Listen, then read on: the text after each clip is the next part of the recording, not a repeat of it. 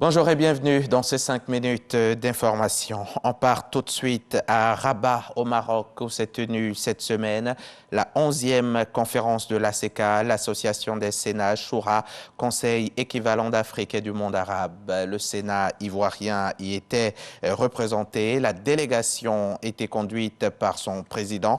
En marge de la conférence, Jeannot Ahoussou-Kouadio a été reçu par le président de l'association. Vous pouvez bien le voir en image. Témoin de la rencontre, Herman Guivet, notre envoyé spécial à Rabat. La lutte contre la corruption en Côte d'Ivoire s'intensifie. Une stratégie nationale est mise sur pied et les outils de sa mise en œuvre sont en train d'être concoctés. Et pour ce faire, un atelier se tient à Grand-Bassam à l'initiative de la Haute Autorité de la Bonne Gouvernance et la coopération allemande. Un reportage d'Angui Dangui. Des solutions contre la corruption qui gangrènent l'économie et la société ivoirienne selon des observateurs, chacun y va de sa recette. Éduquer depuis la base, depuis l'école primaire, éduquer contre ce phénomène peut amener raisonnablement les citoyens, au fur et à mesure qu'ils évoluent dans la société, justement à tourner le dos à la corruption. Il faut sévèrement frapper. Voter une loi à l'Assemblée nationale pour dire si on vous prend, voici, on peut vous donner 2 ans, 1 an de prison. Côté gouvernement, on partage une bonne partie des préoccupations des populations et on mobilise tous les leviers pour lutter efficacement contre ce phénomène avec l'appui des partenaires techniques et financiers de la Côte d'Ivoire. En témoigne l'élaboration de la stratégie nationale de lutte contre la corruption dont les outils de mise en œuvre sont également en préparation. Nous avons fait l'analyse pour voir qu'au niveau du cadre légal et institutionnel, il y a des faiblesses.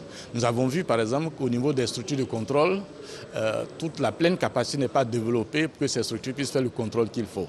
Nous avons vu par exemple que la société civile n'est pas encore totalement impliquée dans la mise en œuvre des actions de lutte contre la corruption. Ce qu'il y a lieu de faire, c'est d'identifier les changements nécessaires à ces différents niveaux pour que la lutte puisse être efficace. C'est un travail à faire, c'est pas une chose qui change d'un jour au lendemain, mais ça change, effectivement.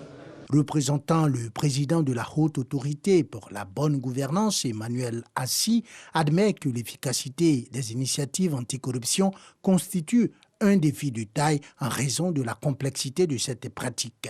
Le travail se fait, ça s'améliore.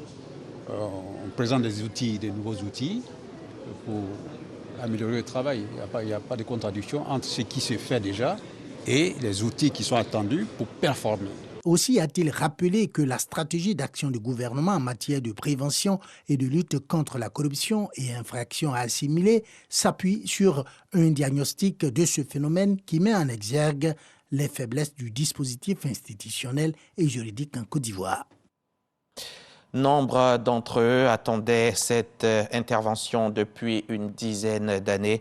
Aujourd'hui, c'est fait. Les patients du service ophtalmo du CHU de Treichville viennent de bénéficier d'une greffe de la cornée. Ils sont quelques 70 patients. Ils ont été pris en charge par des experts palestiniens et ivoiriens. Opération déjà réussie pour une vingtaine d'entre eux.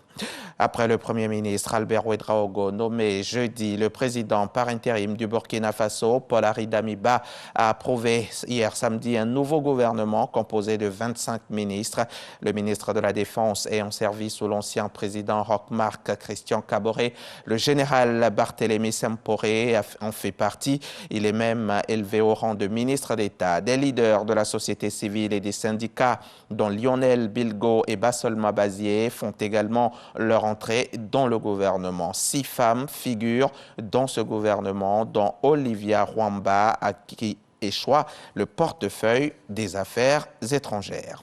Vladimir Poutine a reçu pendant 3 heures hier, samedi, le Premier ministre israélien Naftali Bennett qui s'est proposé comme médiateur dans la crise ukrainienne. Un canal diplomatique de plus pour tenter d'amorcer une désescalade et ce alors que côté américain, on suspectait dernièrement que le Kremlin pourrait prendre des sanctions économiques massives décidées en Occident pour une déclaration de guerre. Vladimir Poutine a toutefois mis en garde l'Occident contre la tentation d'imposer une zone d'exclusion aérienne au-dessus de l'Ukraine. C'est une mesure que Kiev réclame avec insistance. Cependant, pour l'instant, l'OTAN refuse de l'envisager.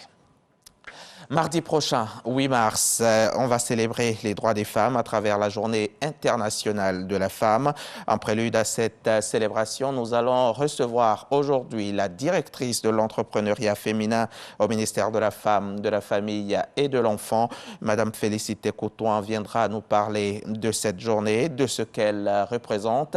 Et puis, dernier sujet, l'entrepreneuriat féminin en Côte d'Ivoire, où en sont les femmes? Élément de réponse dans le magazine du dimanche, c'est à 13h.